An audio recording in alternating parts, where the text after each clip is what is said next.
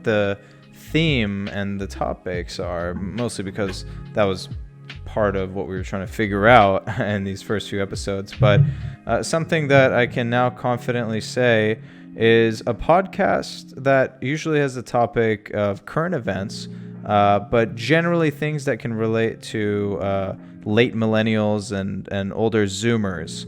And the guests, such as my lovely guest, recurring and a favorite, Daria, is himself. And we want to talk about things that are important to us for people who aren't millennials or Zoomers to kind of come in and figure out, and not to create an echo chamber, but to get each other's perspectives for those of you who are Zoomers and are millennials who are listening to us. So without further ado, tonight's topic is going to be something really down to earth, kind of simple.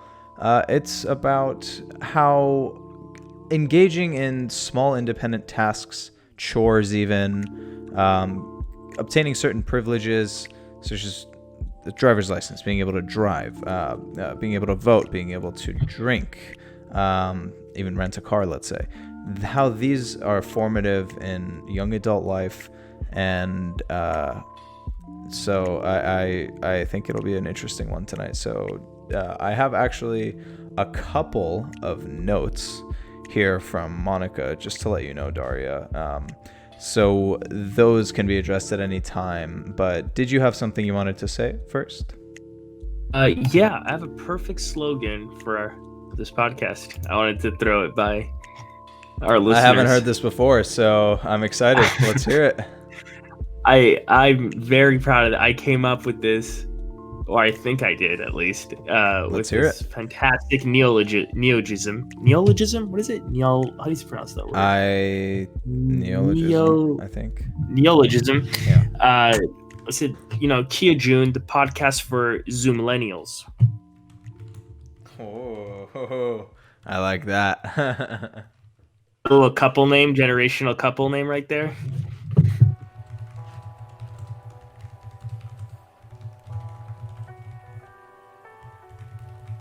Are you typing Boom. it? It's on there, baby.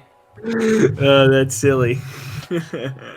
Oh, it's not silly, my friend. You'll be seeing that logo in some other places, I'll tell you that. You're the perfect millennial, because correct me if I'm wrong, but you're born right on the border of whether you'd be considered mid-90s. Mid-90s. I hung out with my pure millennial, born in the 80s cousins all the time, but I had younger friends as well, and of course people my age are on the cusp. You have some who are more into Zoomer culture, some are more into millennial culture, and so it's totally relevant that I'm targeting people like me, like in-betweens, and I can also relate to certain aspects of both of them. But no, I'd say you're in between as well, depending on the metric. I don't think so. 94 is pretty set and dry millennial. Well, point taken there. You're right. Well, now that you've gotten your frankly genius slogan out the way, let's put it that way, do you want to introduce us to something you'd like to talk about, or do you want me to start us off? You start us off. Okay. I'd like to start off with Monica's thoughts, because I thought they were interesting, and she wanted to be on tonight, but let's talk about what she had to say. She said, "The thing that really made me motivated was when I saw my schoolwork actually paying off." Now, I'm going to address that thought first. She described to me that she felt a lot of her conceptual math classes weren't founded in what she was going to be doing as a part of her daily routine. And for those of you who don't know, she wants to be a teacher. Now, solving proofs has some small role to play for sure in teaching, but we're talking about complex proofs that would not make their way towards the high school / middle school level that she aims to teach. So she did not feel the fruit of her hard work in those classes coming to, I don't know, I'm making up the rest of the expression, but the point is she didn't see the hard work that she was doing pay off. Now,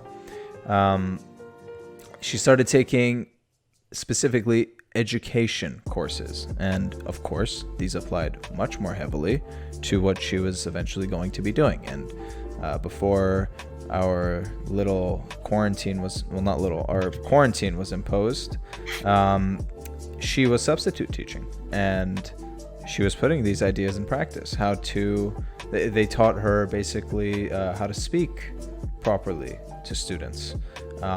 They taught her, of course, many educational techniques. And she said that getting to practice those in class and actually use them as a substitute teacher, that was empowering. Do you want to comment on that before I get to the rest of the quote? No, keep going. Now, the rest says that it's a race, and you never know exactly what's at the end. But it's nice to see I made it this far and that I will be finishing. Now, this is her perspective on life, that it's a race and that she's chugging along this race and that she sees herself as finishing. So perhaps the idea of finishing is less abstract when you don't have a job, when you're not you're studying these conceptual things and you're not finding how to put them in practice. But for her, that was the moment when that clicked, at least a part of it. And finishing what, school or life? I didn't get to ask her. If I were to assume, I would say that she's talking about life, not just school. Oh, you mean like dying? I don't know if she meant dying. I think she just finishing meant, life mean? Well, her metaphor is a race, and I don't think that that's an uncommon metaphor. For many of our parents, they described that, the path towards education and a successful life is a race, as in they were in a rush, as in there was a pressure. I think that's the idea that she's getting behind. And I see.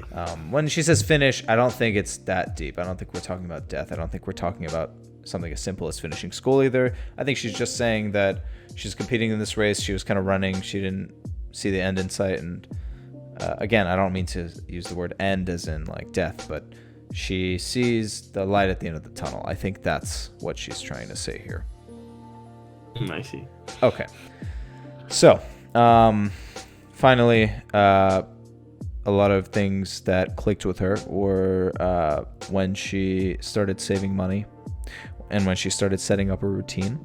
And this routine consisted of, for her, working out, studying in between her large gaps in her classes. Dirksy, thank you for the follow. If I know you, Dirksy, please type your name in chat. I'd love to see who you are. And anyways, so working as a substitute teacher while being in school, while studying for her classes in between, working out every day, on the weekends, and actually in general, she manages marketing for her parents' company. On the weekends, she works all 3 days for her parents' company. So she felt fulfilled by this routine that she had set up. And I could definitely relate to that. And I think that's what I was talking about when I said that these small independent tasks, the accumulation of them, they're an idea of what quote-unquote real life has in store. And they're incredibly important learning lessons for young adults.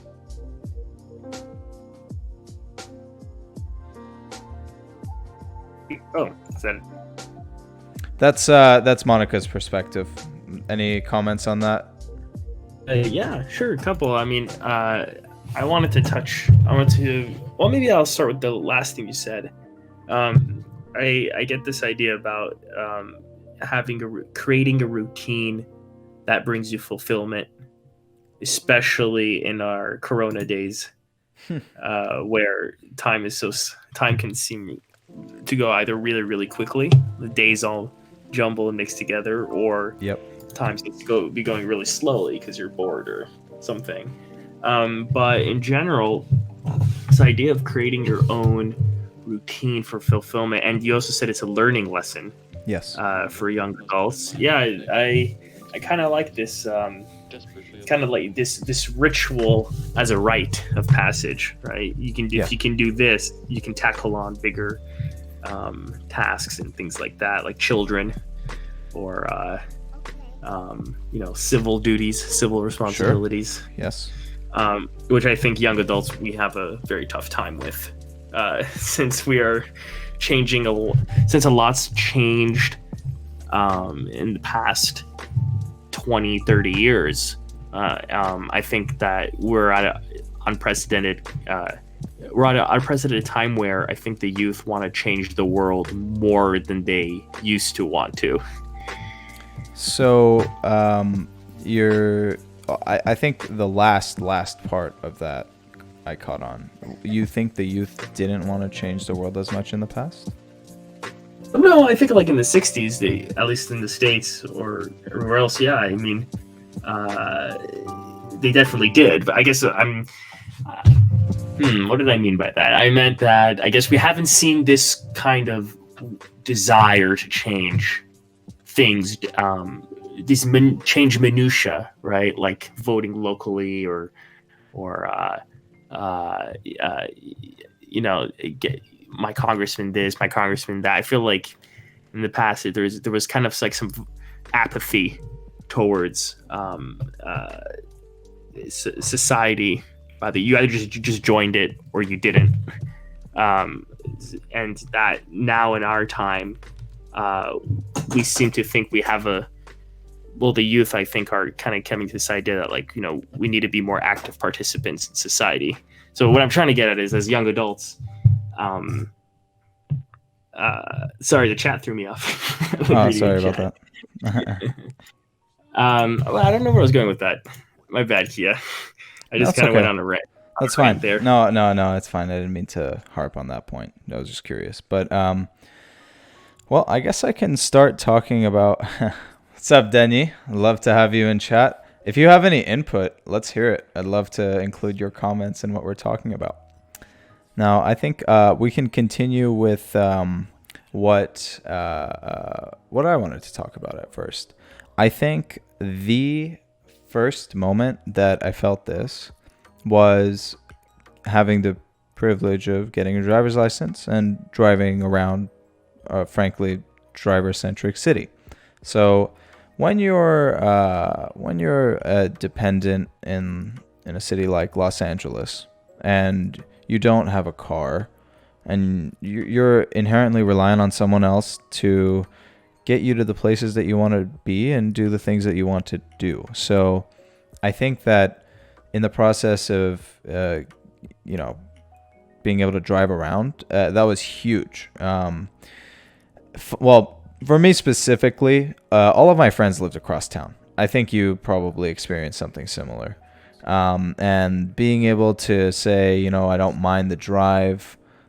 No problem, Denny. Thanks for stopping by.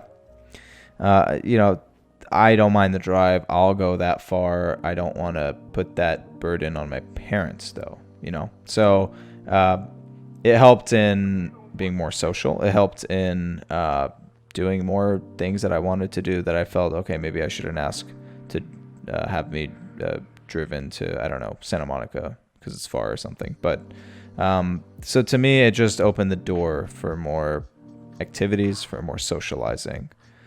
Did you have a first moment where you felt like, this is liberating, Yes. I hate to be cliche, but when I burnt my first steak. So I left the States at 18, just for some background, and I went to France, where I spent 7 years away from my parents. So I was living alone, and in a guest house of some great friends. Mm-hmm. I had to cook and clean for myself. Okay. So that was kind of, it didn't hit me at once. I kind of had to ease into it that, like, I'm, you wake up every day and you're like, nobody's going to tell you to, fill this out, fill this paperwork out or do this or, go to school, or like nobody's here to tell you anything. You're kind of master of your own fate. But that kind of stuff didn't really hit me in that moment. This is all hindsight.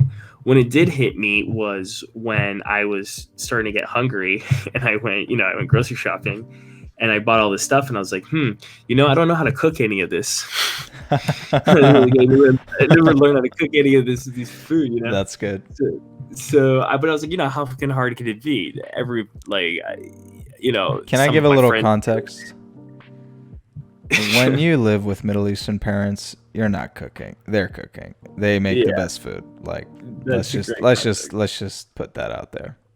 Well, you know what? I mean, most Middle Easterns make the best food, but I definitely was never a fan of my parents' cooking. But I kind of never you just don't. As a child, you just don't cook. It's like it looks weird. It looks just really weird in a Middle Eastern family, I'd say. Exactly. Why are you doing this? Why? You don't like my cooking? Yeah, it's like almost insulting. Yeah, but now completely different. But so I don't know how to cook any of the stuff I bought, right? And I was like, how hard could it be? I'll just go to my the best cookbook in the world, Google. So I type in, how to cook a steak, and to read it, I'm like, it seems pretty simple. Olive oil, throw it on there. So you don't take into account how strong the fire is, how strong the how long it's supposed to cook on each side. So anyways, I ended up burning it, but it was perhaps, I think it was like midnight. I don't know why I was eating a steak so late. I'm serious. I don't know why. It's weird, especially you're not supposed to eat meat that late. It's very bad for you. But while I was cooking it, I kind of I guess I didn't pay attention to it or something, and it started. I didn't realize the guest house was smoky. It was very smoky. You didn't even have ventilation. Just didn't turn it on. I mean, look, I'm 18. I'm 18 here. Don't judge me too hard. No, it's just funny. You're in France. You're cooking a steak. Just steak is cooking, and I'm on my computer, just completely zoned into whatever I'm doing. It's midnight, and the thing is, the alarm in my house is attached to the alarm in the main house where there is my family friends. They're 4: mom, dad, 2, and 2 brothers. And I've known them forever. And so what happens is, people have work in the morning, and, we all have our shit in the morning to do. And just this alarm just going, Oh, no. And I wake up the parent, they're like, what's going on? Why is your house on fire? I was like, I'm sorry, I left steak. I burnt a steak. And they looked at me and they're like, well, you got to learn sometime, And I guess it was in that moment. I was like, oh man, this is it. It's the formative, this is all. You're like, it's happening. My young adulthood. I went through a second puberty in that moment. Wow. That's profound. Well, I love your story because it's I don't know how cliche it is, because I've never heard anyone say that. Now I'm sure many people have had your experience, ruining some sort of food, right? But the lesson that you learned from it is very valuable. I think it's cool that this is a failure. I wouldn't call driving around town a failure for me. So it's cool that for you, it's you had this little hurdle to overcome, and you did. And tell me, do you burn steaks today, Daria?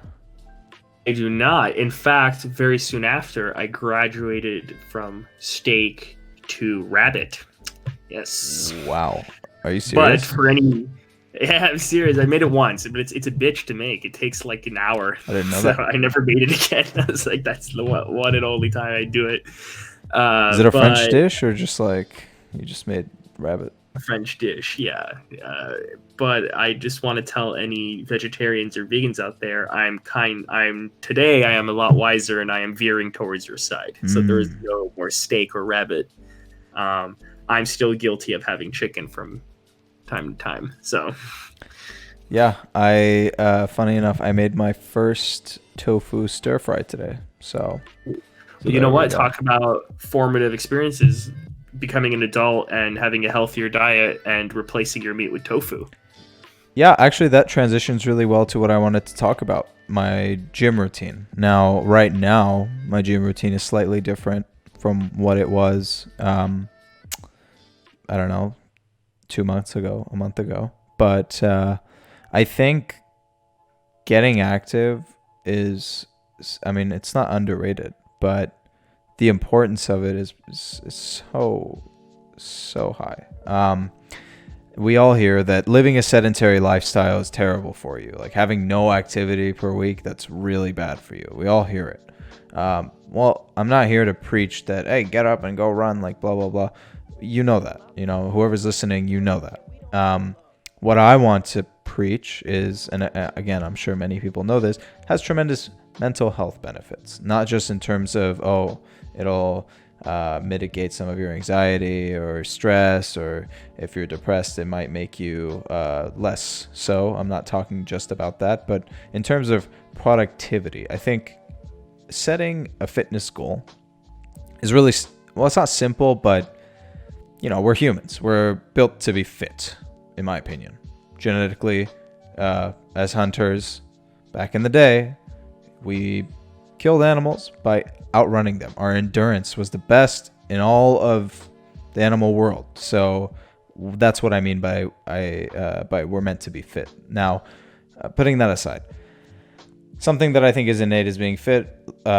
So to set a task to be fit in one way or another, whether it's just getting your 90 minutes of high activity per week, or wanting to get a six-pack, or wanting to get buff, or wanting to get lean, whatever it may be, that is very empowering, because it's something that requires a lot of determination. There will be people who will, woo you with like, have a drink here and a really unhealthy food there, and it's really up to you to balance that diet, the pleasure, the working out itself, and the expression, you're only cheating yourself, could not be more true with working out. And I think that working out teaches you discipline if you haven't learned it already. And it shows you the reward for your discipline, because you see it in the way people treat you. You see it in the way, I'm actually getting compliments now. If you weren't getting compliments before, you're actually seeing, wow, I have more muscle definition here, or maybe I'm more lean there, or more buff there, whatever your goal is. So I wanted to touch on working out, because I think for your physical health, for your mental health, for life, it can be one way to learn a lot of these lessons, and it's incredibly productive, as long as you don't injure yourself, of course. So, hey, contact your experts.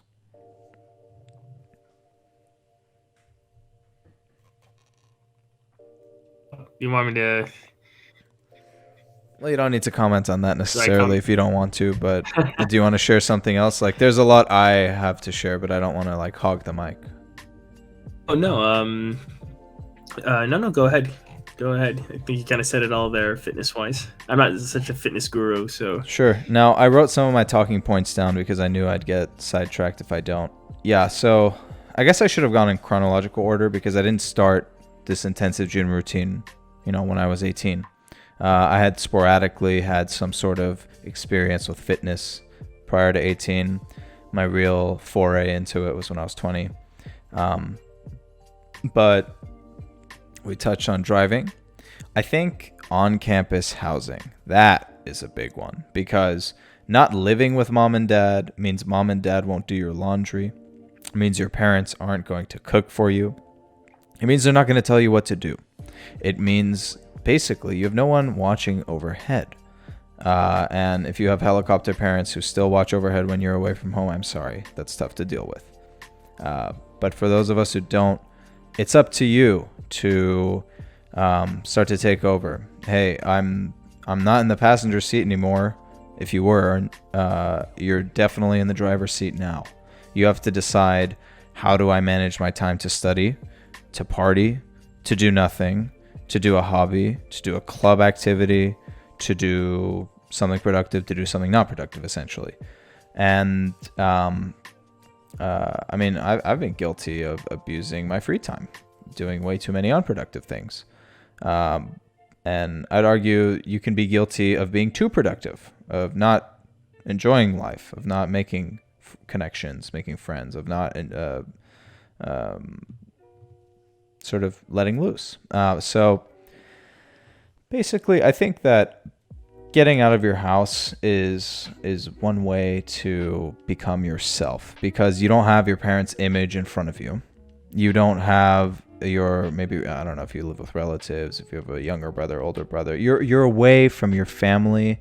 So you are not your family, you are yourself. That's kind of what I'm getting at. And that you are able to find an identity in kind of what you do for your free time. Because your hobby, I think, says a lot more about you than even your job sometimes, in my opinion, at least from my experience. There are plenty of people whose jobs say everything about them, but I think a lot of people find, the word is not gratitude, it's fulfillment. Let's just say fulfillment. They find fulfillment in their hobbies. So to explore and to find a hobby that you can be proud of in that time, I think is awesome. And I think that's what independent living does. Other than the obvious, you have to learn how to cook for yourself. You have to learn how to take care of yourself, clean for yourself, to become yourself. That's the conclusion here, that you become yourself by living by yourself. Did you experience that, Daria? So independent living as a gateway to forming an identity. I think yeah. Was that how it worked for you? Was it different? No, yeah, I feel like that's definitely how it worked for me. I was trying to think of really, but it's no matter how boring a person is, when they have their own space, they kind of feel the freedom to stretch out and maybe do things that when you're not under the watchful eye, like you're saying, when you're not under the watchful eye of your family, and you are truly left to your own devices with no judgment, you are more apt to be creative, I think. And that's I would agree that most people, independent living is kind of like the number one way you would start to look for yourself. And it's too bad we can't merge hobbies and jobs that you're saying earlier. Most people find fulfillment in their hobbies, because then that would also be a success in terms of getting through a successful transition from childhood to adulthood. But hey, we live in a society. That's right. But you touched upon something pretty crucial, I think, the balance between work and free time that becomes an all-important. I think I wanted to talk about that a little because the floor is yours, my man. I think what's very funny is a lot of college students in the U.S. I'm going to speak about the U.S. mostly because in other countries, you don't necessarily leave your parents' house to go to college.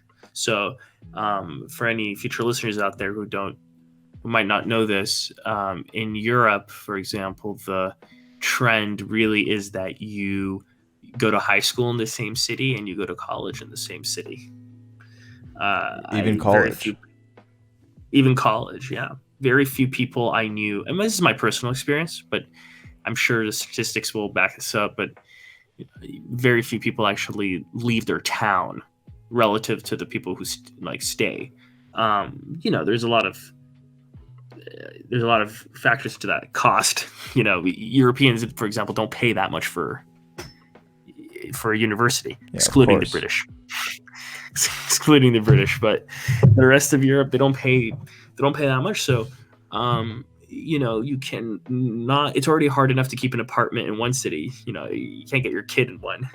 And there are basically, they just started making dorms a thing. But before they didn't have that.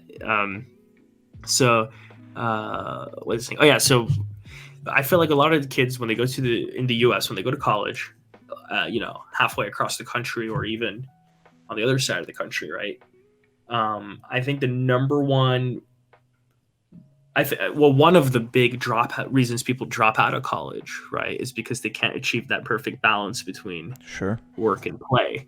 I think that's what a lot of people mean when they say I'm stressed out, college stresses me out, and and you get the boomers going like, "Oh, what are you stressed about? You're just freeloading and drinking and studying." But that's something I think that wanting to be, especially if you're coming from high school and you're getting a fresh start and you didn't like your high school, you were bullied and you didn't get the girl, et cetera, et cetera. I feel like college becomes an even more anxious time because you want to kind of make up for all that lost time in high school. So I think you're right. like things like that compound the problem, make people make it harder to balance your especially if you start getting friends and you say, oh, I'm a little more popular than I was, or oh, I didn't know like this about me. Yeah. So as to how... no, go ahead. Go ahead. I don't mean to interrupt you. No, you go. No, I just kind of wanted to, I thought you were wrapping up your thought, and then I had a question for you. That was it. So that was it. Okay. All right. My question was, a lot of people tend to change sort of one aspect of their personality in college, and I have an answer to that, but do you think that you did that?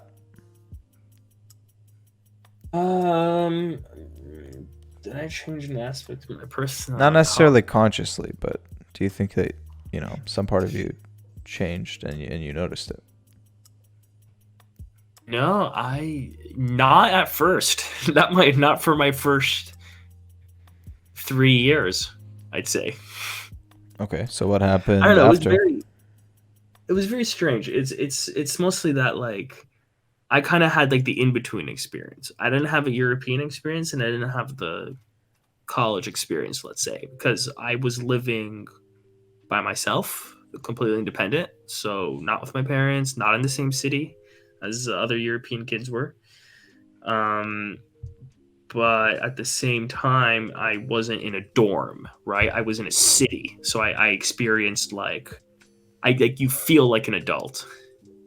Because you're completely, you're doing everything an adult does except pay taxes. Essentially, I was not paying. Yeah, taxes. Right. And I think that really that hit maybe a lot later. So I didn't have this shock initially that would make me change change an aspect of my personality. I think when it came after is when I found the balance, maybe then when I found that balance for myself between work and life, that's when I think I started changing. I see. Before that, I think you're kind of too much in shock and awe to actually, that's when the change is happening. And then once it's concretized, I think then you get to look back. Yeah.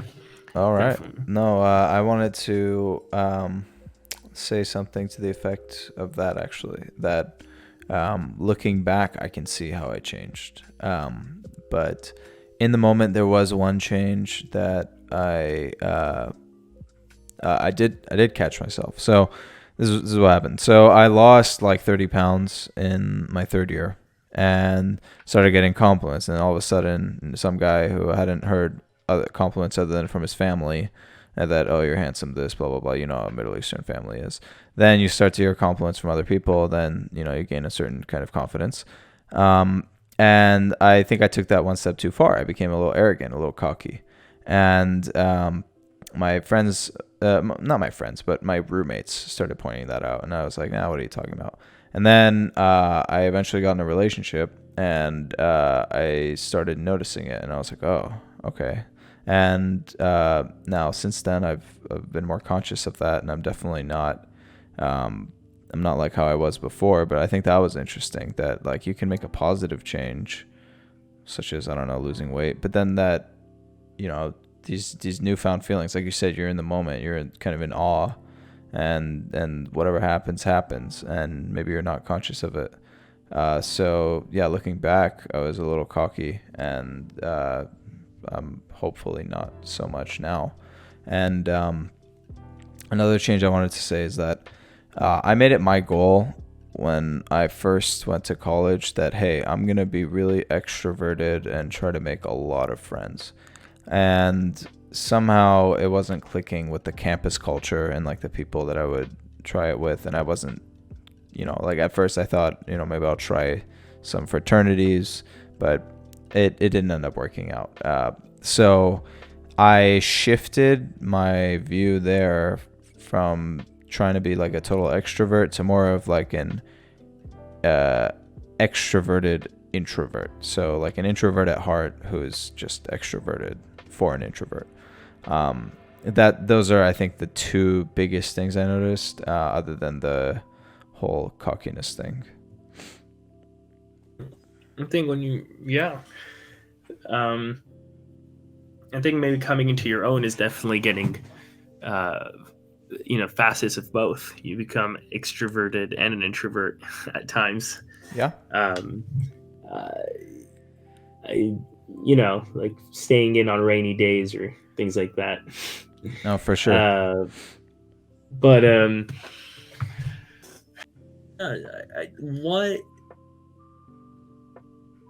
I think what begs the question here is, in the States especially, what do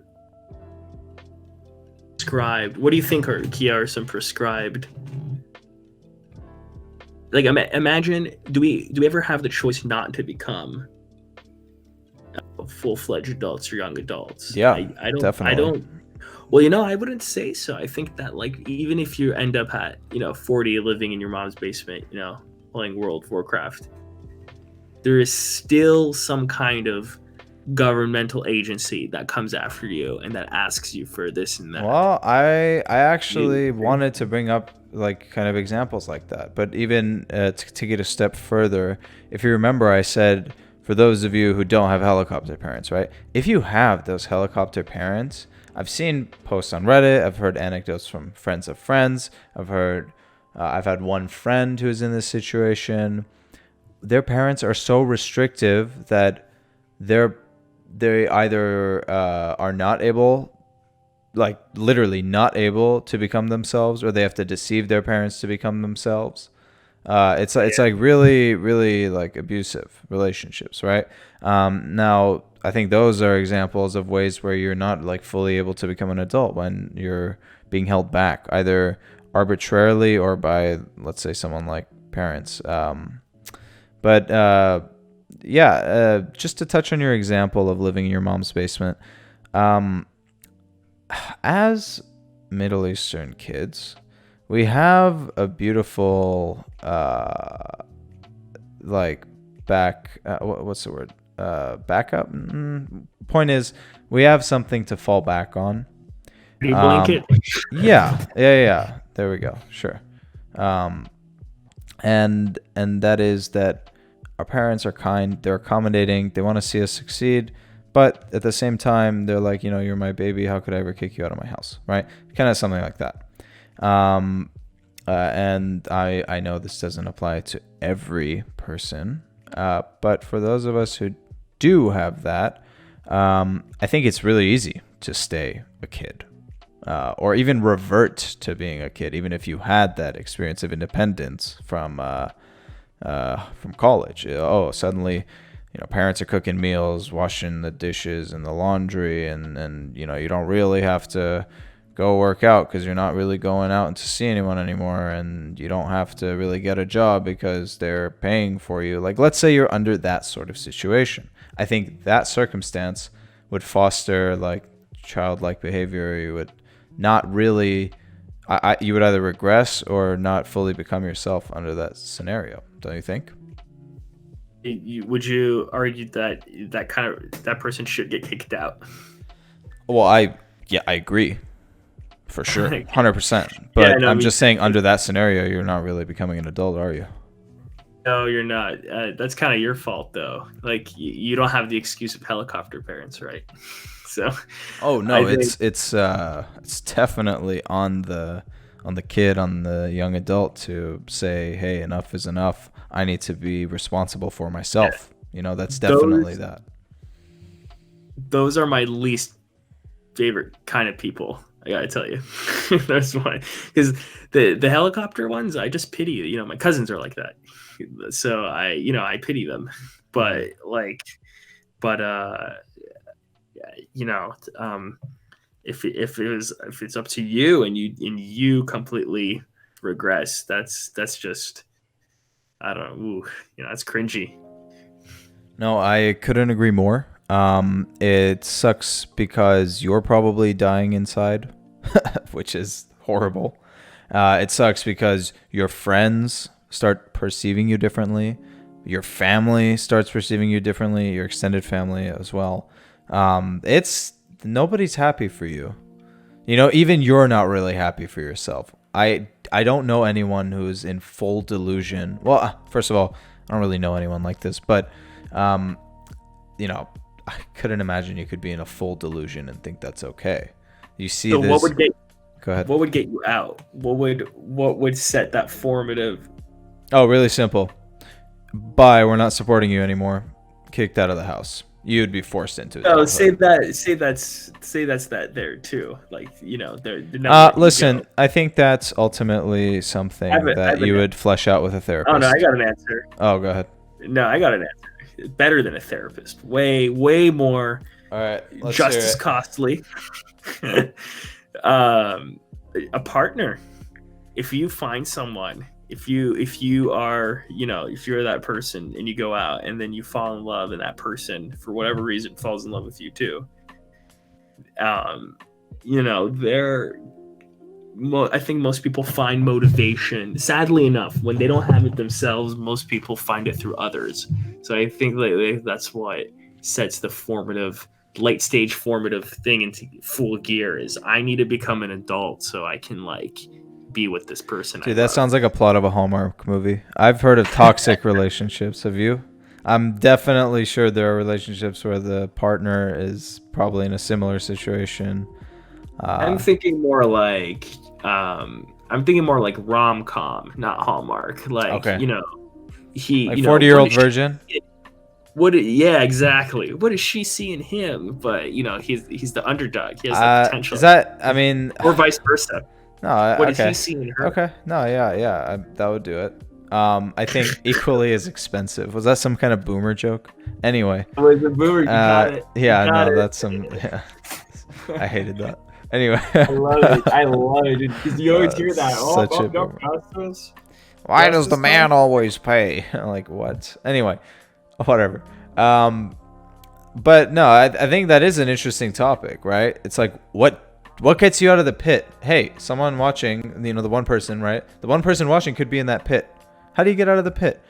Honestly, if someone asked me that question, I would say therapy. I wouldn't say go get a girlfriend. I think that would be I don't know what girlfriend you would find, and I don't know if it would have quite the Hallmark movie ending, but I genuinely think therapy is the answer. It's like it's not like, oh, I need to find my passion and my motivation. It's like you need to understand why your behavior is wrong, and clearly you either do and you're repressing it, and you can talk about that, or you just don't understand why your behavior is wrong, and that needs to be brought to light with a professional. So I think more and more in that I feel like more and more therapists are going to become these kind of guides into young adult life. How many cases have you heard of kids going through college and it's going very badly, getting therapist help? I have heard those cases. I've had friends gone through that too, and it's like it seems to be more the instead of being thrown into the deep end of the pool, now we have, in the 21st century, we have a little bit of help, which is good. So but I'm wondering how much that becomes a aid, because in my school they gave us they encouraged us to go see the university had two free psychologists that any student could go talk to, and they weren't on campus, they were at their own practice, so you could just go see them at their own practice, and everybody had to go once a year for a general psychiatric checkup. Like an So I remember evaluation. going to the evaluation. Yeah, there was a physical, and then there was an actual like like how are you happy? There was a doctor, and then like a medicine, and then there was like psychologist of the mind. Okay. And I remember all the questions they'd ask. They'd ask formative questions, like they'd basically gauge if you were a young adult and if you were happy being a young adult. And they would try to gauge. What questions would they ask you? Do you remember any? Very, very basic. Yeah, very basic. But it's also like all the questions together painted the kind of picture, for me at least. It was like one was like, are you eating? Like, how are you eating correctly? Like, yeah, But that's a good question, because for the people who lived alone, they never know. When you're 18, 19. So it's like, well, you eating correctly? Are you sexually active? Are you do you use protection? And then things like, are you happy? Are you stressed out? Damn, they would just straight up ask if you're happy. Yeah. Oh my God. If you're, are you happy? Then you go, doctor, what is happiness? 3 hours later, get that stamp. No. But no, I thought that was very interesting. I thought that was super useful, very good. That's a very good backup. I wonder why this sort of system isn't set up in place in American universities. I think that'd be. I mean, obviously the volume is a little higher, but you hire a couple of like psych postdocs or like masters. Yeah, sure. We had a huge volume of kids too. I think what it is in the States is that they replace professional help by student. Like, like if you ever need anybody to talk to, I'm here. Therapy dogs. It's therapy dogs. Yeah. I thought you were gonna say they replace it with like Pizza Hut or something funny, but anyway. I'd love therapy dogs. Oh my God. Okay. How was it when? Damn, I can't even really talk to you about turning 21 because you were in France. So yeah, drinking age. Smoking age, not 21 in France. But what was it like, let's say, when you were first able to go out to bars, how was that like? Oh, yeah. I mean, it was it was hard on my wallet. And then here you have to tip, right? So yeah, you definitely should tip here. You can definitely tell the difference at a bar now between a 21-year-old and an actual adult. Oh yeah. Welcome to the jungle. But I thought it was pretty. It was weird. It was like I didn't know the city. That's like you turn 21 and you have the freedom to go anywhere you want now. Concerts that serve alcohol or comedy shows or whatever. I couldn't agree more. And you just like, it's like it's like a second rebirth. Sorry, it's a rebirth. It's like a second birth. You're like, what? It's like you just came out of the pod, right, from the Matrix. You just came out of the pod and you're using your eyes for the first time. It's going from family activities to adult activities. I think that's the point I wanted to make. Or even house parties. So I'll put that into family. Yeah. Okay. Someone's house. No, yeah, it's not your safe environment, or if it's a random house party, the point I want to make is very similar to what you wanted to make. It's that I didn't know LA until I was 21. That's kind of what I wanted to say. And in turning 21, obviously you get an idea beforehand, but I never really liked Orange County.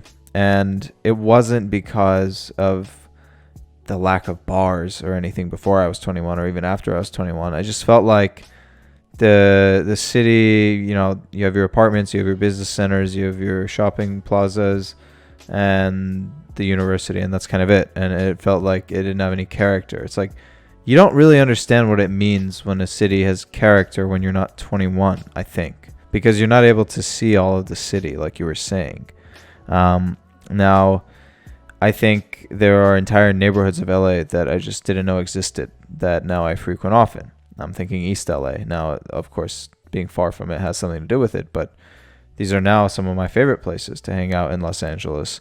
I think turning 21 doesn't only give you a new avenue to make friends, to meet people, to have fun, but also explore your surroundings. And of course, we all know that the environment has an important role to play in your formation. So that's why I think it's an integral part of becoming a young adult. Sure. Legal age limit. Yeah, arbitrary. You can go to the military and die, but you can't have a sip of White Claw when you're 18. So that's America. Give or take. Okay, I wanted to share an anecdote. It's about... Actually, I don't even know if I told you this story in detail. I became the president of the Super Smash Brothers Club at UCI. Smash 4 in specific. That was the game at the time. Now, I had some responsibilities. I had to run a tournament and manage the club and make sure people were engaged and keep them happy. It wasn't that hard, but it had its challenges. When I became the captain of the crew battle, however, that's when I started to have this side role. Now, just long story short, a crew battle is like 5v5. You play one-on-one, and you choose a team of 5. So I had sort of tryouts for this crew battle. We got our members in, and then I had to lead them like a team. This was, I want to say, my first major leadership role, because I wasn't a leader in any work I did, or I don't consider a group leader for like a school project anything important, but this was a real leadership role that I could play. I felt like the glue that bound my teammates together. And as a captain for a crew battle, what am I doing? I'm organizing the actual... I'm not organizing the event, but I have to figure out how to get there. I have to make sure my teammates are available. I have to make sure we're practiced. I have to make sure we're communicating. I have to make sure that we're all on the same page. So our first event was local. Okay, how do we get there? Easy. We can all drive separately, except for some of us who carpooled. Fine, we're there. Strategy. Okay, that's easy enough. We met for literally a couple hours like the day before, and these were good players, and I had faith in them, so we're going to succeed. Okay, fine. We talk about how we're going to do it, not just practicing the movements and practicing like matchups, which means like this character versus that character.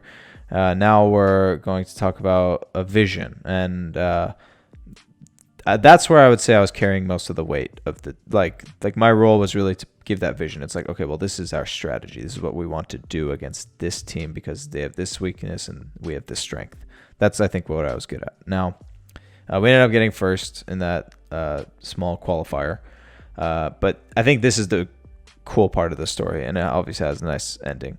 The next round was in San Luis Obispo. That's about, I want to say like 300 miles from Irvine, maybe 250. So I had to book a rental car, but not any rental car. I was tasked with getting both the Smash 4 crew and the Smash Melee crew there. So I had to account for, I think it was 11 people. So I booked a van. Do you know how hard it is to book a van when you're under 20? Actually, I wasn't even 20. I was 21, but under 25. Do you know how hard it is to book a van? And how expensive, too. Luckily, we had a parent organization who was going to refund us for the amount of the van pool. But yes, the price, it was, if I remember correctly, without gas, it was like $300. Oh, for a day? No. It was for like a weekend. The weekend, sorry. Yeah.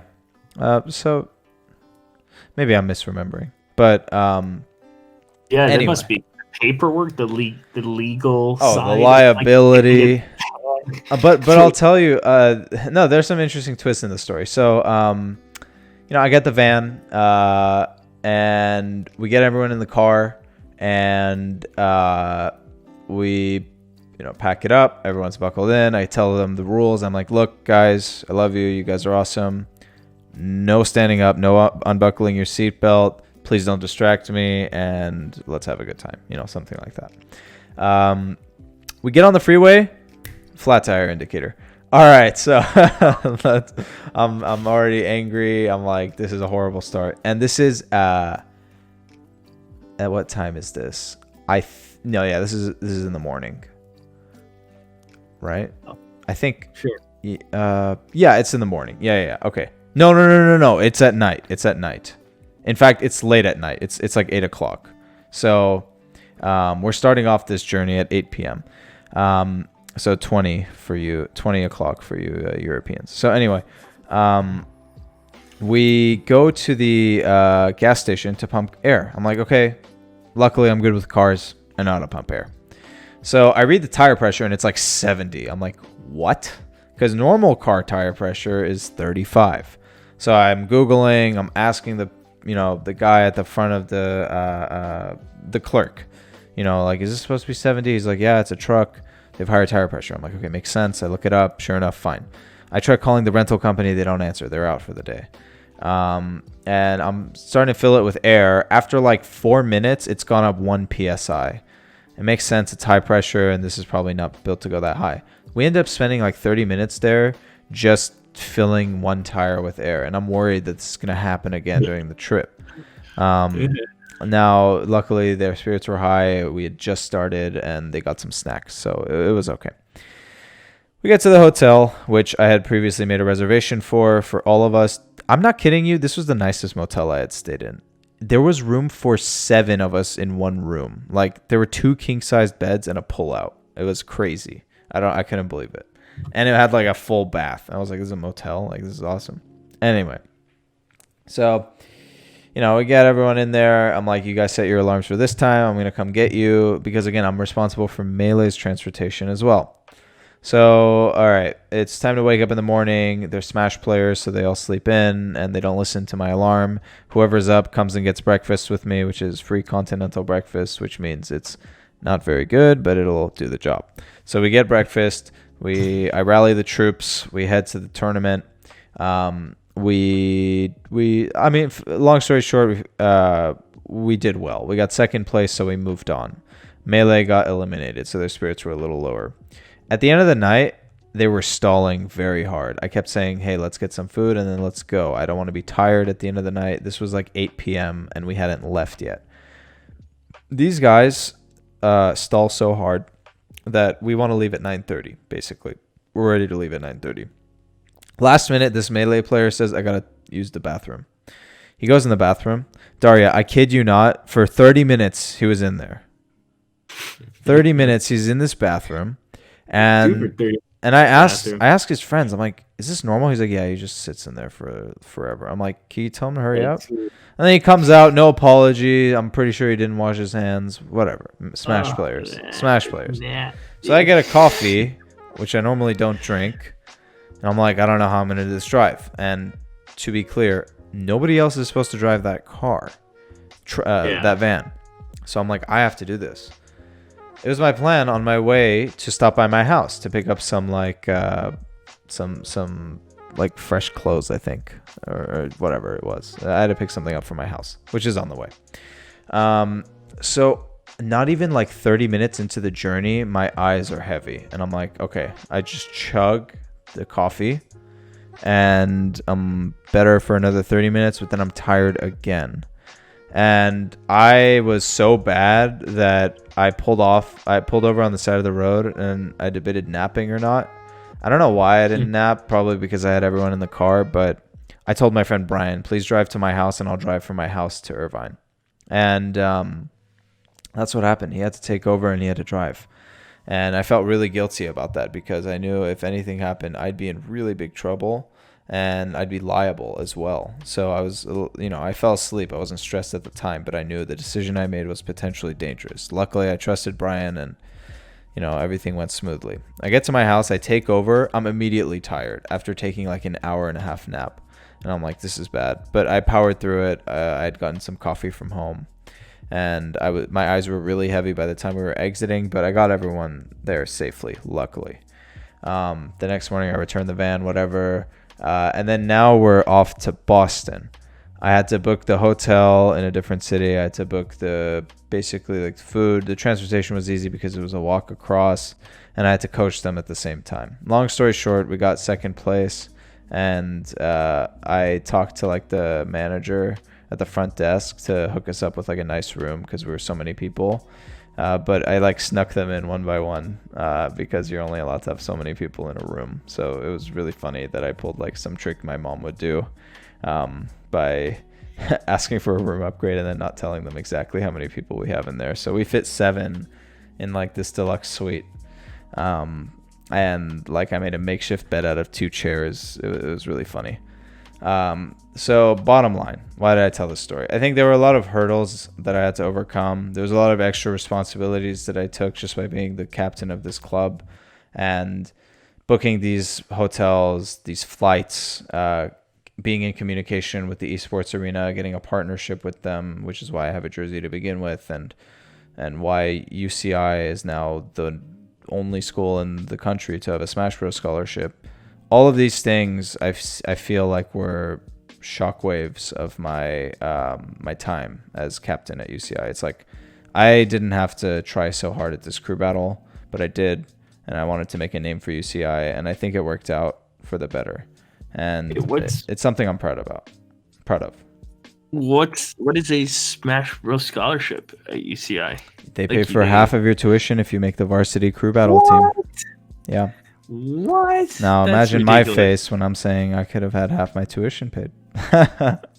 And you're the one who kind of initiated that. I give credit to myself because the year before they did crew battles, they got like last place, and it was Wi-Fi. The infrastructure was bad. It wasn't their fault, but wait. So I got us to second place out of like 500. So that's a big deal. We were basically the second best school in the country for Smash at a collegiate level. You're trying to tell me that UCI was trying or is still trying to be ahead of the curve on esports? No doubt. They are the number 1 school for esports in the country. What? You really? UCI? Yeah. Their esports infrastructure is huge. Nerds. No, yeah, it's so nerdy. I mean, I'm fucking streaming on Twitch now, so.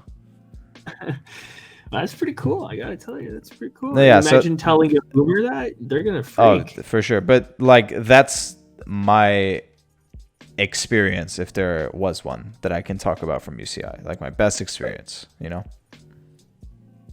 So you basically delegated to the role of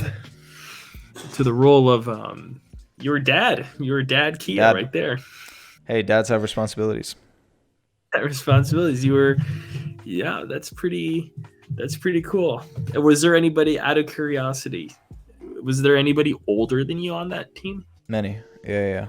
All the melee players were older, I'm pretty sure. I was the most responsible, for sure. Oh, I see. That's pretty interesting. Yeah. So even the melee captain was there. He's a great guy. He's nice, but he wasn't as responsible. Sure. Oh. I did not. No, I didn't have anything like that. I was just trying not to burn my steaks. Look, you don't have to do getting that. Getting the washing machine to work. And it's just, it's like too high tech. It is sometimes, man. When you don't know, then you can put yourself in the boomer's shoes. How do I use this darn thing? Yeah, exactly. Oh my god. So, you know what? I had to open a bank account. I remember that. Oh, you want to talk about it? Really? I mean, it wasn't. You know what? It was a little underwhelming. Yeah. I will admit this. I showed up. You're supposed to like sit down with a teller. I don't know why, but I put on a suit and a tie. I thought like that's how you look very professional. I like showed like 18 years old, like suit and tie. They're like, "Who the fuck is this guy?" It's like, "I'm here to open an account." They're like, Yeah, all right, just like sign 2 pieces of paper, we're good. But I remember walking out of the bank feeling ridiculous because I was like, I'm overdressed. Hey, as long as you're not underdressed, I think it's okay. Yeah. Well, we have we've left no stone unturned. I talked about everything I wanted to talk about. I guess recently I picked up vegan. Well, I don't like that word. Plant-based cuisine. And Sounds worse. No, it's not. No, because vegan has a lot of implications that you care about animals and this and that, and frankly, I don't. So, anyway, What? I mean, I'm not doing a plant-based diet for any other reason than I respect my health and I want to live long. And Our next topic right there. Yeah. Is animal rights, man. No, I mean, I'm not like anti-animal rights. It's just that's not my main calling to change my diet. Anyway, so you're either with the cows or against them. Cows? Well, I care about climate. That's why I want people to stop eating beef. But I think hamburgers are delicious. Carbon footprint, man.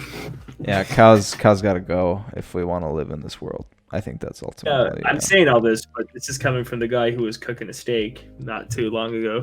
No, but hey, I don't think there's anything wrong with eating beef right now. Like, you're not guilty if you're eating beef. The industry is guilty for producing so much beef. And of course, it's a circular argument, but point is, don't feel pressured not to eat beef. If you genuinely don't want to, just don't. That's my opinion. It's like people who conserve water to the point where they're like having a worse quality of life. It's like there are industries who have way more water waste than you ever will. Like, live comfortably. You don't have to leave the tap running when you're brushing your teeth. Just close it. That's not going to affect your quality of life. But you don't have to like have like trickled drips of water when you're washing your dishes or something. Like, just be reasonable. Battles elsewhere. Yeah, exactly. But just to wrap up what I was saying about vegan cuisine, my parents don't cook plant-based meals for the most part. So normally I'm able to fall back on, there's probably food in the fridge because there's always food in the fridge in a Middle Eastern home.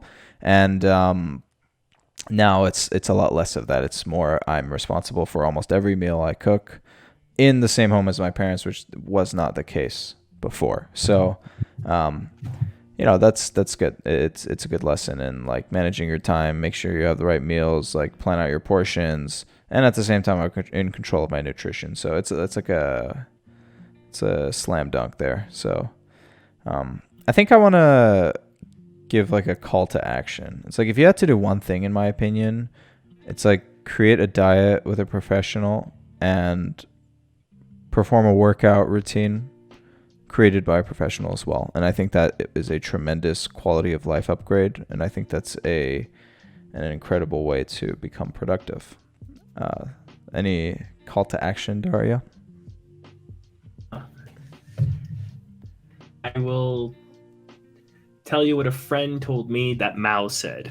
I like this quote. Uh-oh. Be read, be expert. Wow. Very simple, but yeah. That is the call to action. Be read, be expert. Educate yourself, inform yourself. We're not talking about the color red here. I'm pretty sure we're talking about like well-read. That's the connotation, yeah. Yes, well-read. Yeah, not reds like damn reds. Because I mean, hey, he's Communist Party red. You could make that connection. But I think that's very important to wrap this up with formative. You want to talk about, setting in motion formative mechanism to become a better person or whatever your goal is. Be read, be expert, because that's the most important thing you could have. You know what, Daria? I'm gonna write that down. It's Mao, not me, and Joseph.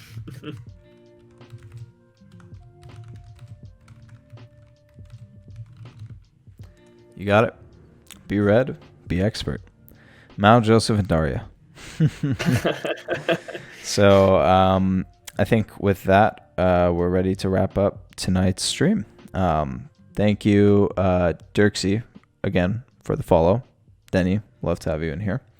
I'd love to see you again. Hope you have a wonderful time at work. And thank you for anyone who happened to pop in for a little bit. And thank you, Daria, for speaking with me late at night and for being so insightful and sharing your experience becoming a very fine young adult. Yeah. All right. Well, good night, everybody.